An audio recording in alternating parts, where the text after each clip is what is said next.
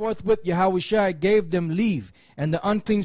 Now, what did the demons? The demons know order. They know order. They know law. They know all that.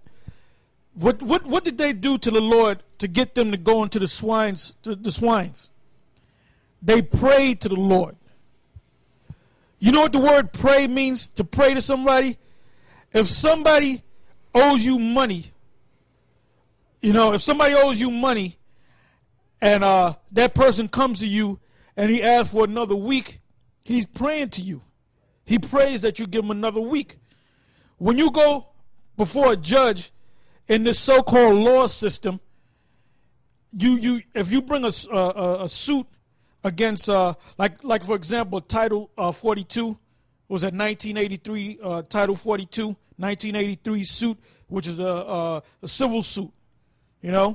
Let's say somebody in New York, officer in New York, falsely arrests you, and the case was dismissed or whatever the case may be, and you have grounds that it was a false arrest.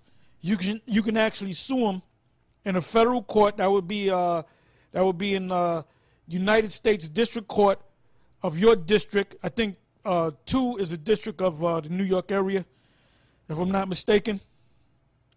Not it might be 2. No, that's the you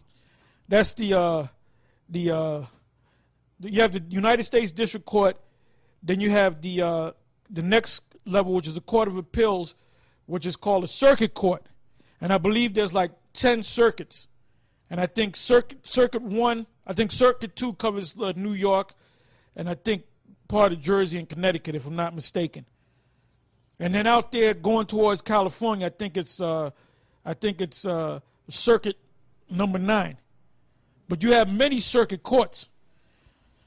So if you bring in a Title 42, that's under the United States Code, 1983 civil suit against somebody, you're suing them for damages. You're not suing him necessarily to go get locked up. That's a civil case. You're suing him for money damages. So what you do is you have the heading of the case. If I can reach over, I can show you. We done did cases like this, man. We done been in the law system and all that. We know all about that, how those suits work. All right. Right. That's called the headings. What you have like in a criminal case, you have the plaintiff and the defendant. In a civil case, you have a petitioner, and you have the respondent. So I can take any case and I can look at it. If I see a petitioner versus respondent, that's a civil case, And sometimes they'll use in a civil case defendant and what did I say? Petitioner. No, I'm sorry. Plaintiff and petitioner, but mostly in a civil case, it would be petitioner versus respondent, and you don't go to jail for that. All right. In other words, they're trying to get your money. Okay. So you bring whatever what is it called, the first cause, I think it's called counts. Count 1, blah, blah, blah, he did this. Count 2, he did this. You cite the laws in there. And at the end of all that, you bring out facts, certain other things, whether you want subpoena him on anything, subpoena his mother. You want to subpoena Ducis Tecum, meaning if he had a gun, he pulled a gun out, you might bring forth a subpoena Ducis Tecum that he has to bring his gun and his license and whatever he has to bring. Depositions, all that. Now, at the end of the whole thing, you have what's called a prayer. And the prayer is the money. You might say, Your Honor, I pray that I receive $100 million in compensation, compensatory stage, which is compensation, $100 million. Then you have what is called the punitive, which is the penalty part, because he damaged you for $100 million, And then the punitive part might be $1 billion. All right? So now, when you go to court, then you go back and forth. What that court's lawyer might do, or if you sue a city, what the city would do is, if you're bringing the suit or your attorney's bringing the suit, what they'll do is they'll settle out of court. They always settle out of court. If they know that they're going to lose.